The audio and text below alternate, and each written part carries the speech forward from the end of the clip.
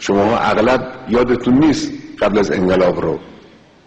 عجیب بود، هم اینجا هم بعضی جاهای دیگه. ما عراق رفته بودیم، یه سفر عتبات مشرف شدیم، هر کار کردیم برای نماز صبح نایستاد، توقف نکردیم، نمیشد، جوری تنظیم کرده بودن. بنده مجبور شدم در اون اواخر قطار خودم از پنجره بندازم بیرون، چون نمیشد در داخل قطارم کثیف بود، جوری بود نمیشد نماز خوند که نماز بتوانم بخوانم. نزدیک ایستگاه بود یا اوایل ایستگاه بود.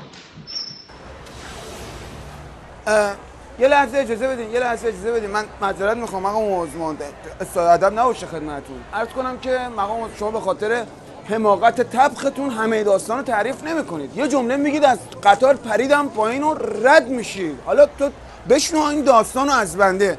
من خودم راننده اون قطار بودم، خدمت حضار دارم عرض میکنم، خودم راننده اون قطاره بودم، همچی داشتم میروندم 1 2 3 4 5 6 7 8 داشتم گوله میکردم میومدم. یهو نگاه کردم تو آینه بغل، یه چپ راست نگاه کردم، یه جسم سیاه که همین خود مقام عثمان باشن از پنجره خودشونو پرت کردن بیرون. رو همون هوا که داشتم پرت میکردم بیرون، 2 تا پشتش، 3 تا نیم بارو، آفتاب بالانس، مهتاب بالانس، رو همون هوا یهو هوا رو در آورد، عمامه رو گذاشت کنار، دور کرد نماز، همونجا هم 10 دقیقه رو هوا خوابید. اما تو جاده بودیم تا رسید پایین. خلاصه اینجوری بود. یهو من برگشتم تو جاده رو نگاه کردم. شما یادتونه من خودم قشنگ یادم، یهو برگشتم همین جاده رو نگاه کردم که همین ریل باشه. یهو دیدم یک ماشین گنده رو ریل وایساده. اومدم بزنم رو ترمز که دیدم مقام عثمان یه دست شواش اینور ماشینه، یه دست شواش اونور ماشین، الک و تلک و الک و تلک و الک و تلک، قطاره رو شونه مقام عثمان رد شد که ما دیگه خلاصه از این خطر جستیم. بعد 3 تا ایستگاه جلوتر، حالا شما خودتون خبر ندارید ولی ما گفتن 3 تا ایستگاه جلوتر خبر آوردن که 2 تا هواپیما و 3 تا کشتی هم نجات دادین شما. البته اون قطاری که بنده رانندش بودم با این قطاری که الان داره از روی مقام عثمان از روی شونه‌شون و خلاصه کت و کول ایشون رد میشه، تومانی $2 توفیر داره. قبول دارین شما؟ الان که داریم اینجوری. حالا دعوت میکنیم از حاج رحیم کذاب بیاد خلاصه نطقشو بکنه. رحیم بیا. من در یکی از مناطق آذربایجان غربی در پایگاه 40 ستون سلماس در یک درگیری با ضد انقلاب و اشرار منطقه مجروح شدم. 18 تا گلوله مستقیم خورده بودم، رو زمین افتاده بودم. دیگه دوستامونم که با ما بودن همشون تیر خورده بودن، یا شهید شده بودن یا در حال شهادت بودن. چشمام همینطور بسته بودم و ذکر میگفتم. گوشه چشمم رو باز کردم، دیدم که دور تا دورم رو گرفتن، پوتین هاشون رو، کفشاشون رو میدیدم. یکیشون با همون لهجه‌ای که داشتن گفتن که زنده است. تا گفت زنده است یکیشون با لگد زد سمت راست من، دنده هم شکست، نفسم بند اومد. ولی چیزی که همیشه ما رو سرپا نگه داشته عنایات اهل بیت علیهم السلام هست. لگد دیگر خود سمت چپ من، دنده های سمت چپم هم شکست. حالا هر دو دستم شکسته، استخوناش ریخته بیرون، پاهام شکسته، روده هم ریخته بیرون. یکیشون با قنداق تفنگ به پس گردنم زد و بعد من که به صورت افتاده بودم به پشت خوابوندن با کفش، یکیشون رفت رو صورتم یک چرخشی داد، این لبهام پاره شد. هرچی تای کفشش بود رفت تو دهنم، من چشمام پر از شن و ماسه شد. یکیشون گفت که راحتش کن، تمامش کن. تا گفت تمامش کن از بالا تیر خلاص رو زدن دم قلب من که هنوز اون دم قلبم هست. یه وقتی با سرعت از جایی میرم یا از سر بالایی سر پایینی این تیره میزنه دم قلبمون که حواست باشه هنوز این مسیر ادامه داره.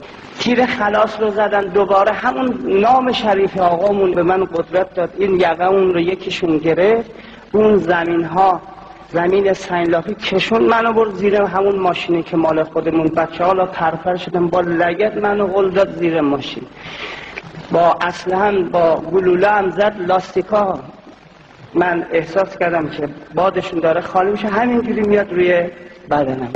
چند ثانیه گذشت، حالا گلوله خونپاره بود یا آرپیچی بود کنارمون خورد، یک موجی ایجاد کرد، من یه مقدار اومدم بیرون. حالا ماجراهاش طولانی است واقعا. آقا حالا رحیم گفت مال منو بشون، نمیدونم بلفجر 1 بود 2 بود 3 بود 6 بود 6 و 8 بود، خلاصه کل لشکر لط و پار افتاده بودن یه گوشیه بر. یه سری داشتن جون میدادن، یه سری داشتن جون میکندن، یه سری جون به جونشون میکردی، همونی بودن که بودن، اصلا داستانی شده بودن. اون وسط من خوابیده دم رو خاک ماک اومده بود. بعد نها کردم شکمم 16 در 16 278 تا نمیدونم گوله خورده بود تو شکمم من. درد اصلا داستانی بود. 2 تا 3 تا 4 تا کاتوشا رفته بود تو سینم. اصلا 2 تا گوله توپم خورده بود تو این پام که اصلا یه نشم عمل نکرده بود. خودم الان دقیق یادم نیست. همونجا بود که به خودم گفتم بابا پا میخواد چیکار کنه. ذکر امامو چسبیدم. یه ذکر امامو. همون حال و هوا بودم که دیدم رودم اینجوری پرت شده تو شکمش که از پشت زده بودم.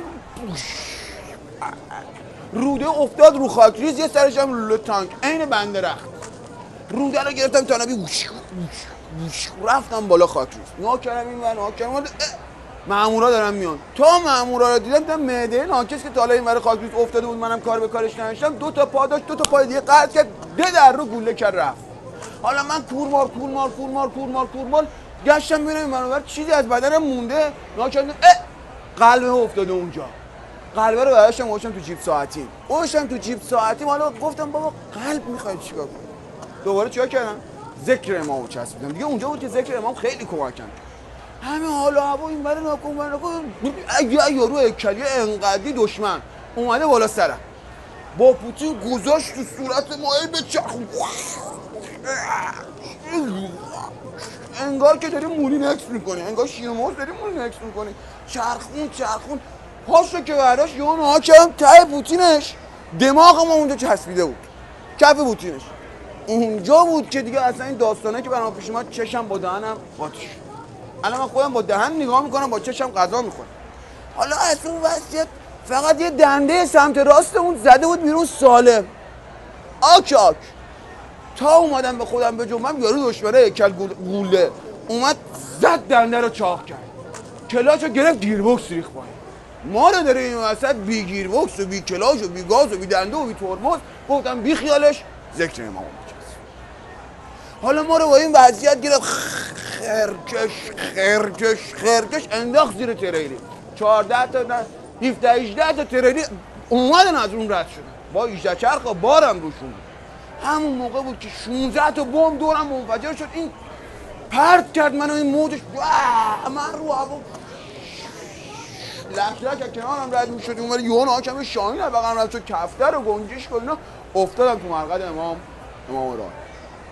الان تو اینم که مشاهده میکنید اکثر اعضای بدنمو هنوز نتونستم پیدا کنن. الان با فتوشاپ درستش کردن، یعنی یه کار تصویری روش انجام شده. من در اینجا یه جعبه‌ام آوردم که یه سری اجناسیه که بعد از اینکه از جبهه اومدم پیدا شده بود، پیداش کردم ولی ما خودمون جاشو پیدا نکردیم. حالا خلاصه نمیدونم چیکار باید بکنم. مثلا روده اضافه بوده، نمیدونم یه 2 شاخه بود، این 2 شاخه نمیدونم کجا باید بس میشد. اینا کلا چسب آوردم، هویه آوردم. من خودم می‌خواستم قسمتی که بدین به مقام عظما یعنی خود شما نیست، وگرنه می‌خواستم تقدیم شما بکنم. تازه حالا من این وضعیتی که من میگم اونجا داشتم درد میکشیدیم این ور اون ور فلان. میخوام بگم این وضعیت بابا سگ شرف داره به وضعیت الان مقام عظما که همه عصا و جواره ایشون بدبخت میبینم بخش بالا افتاده، ایشون هم داره درد میکشه اینجوری داره درد میکشه. خیلی متشکرم از اینکه بیانات بنده گوش دادید.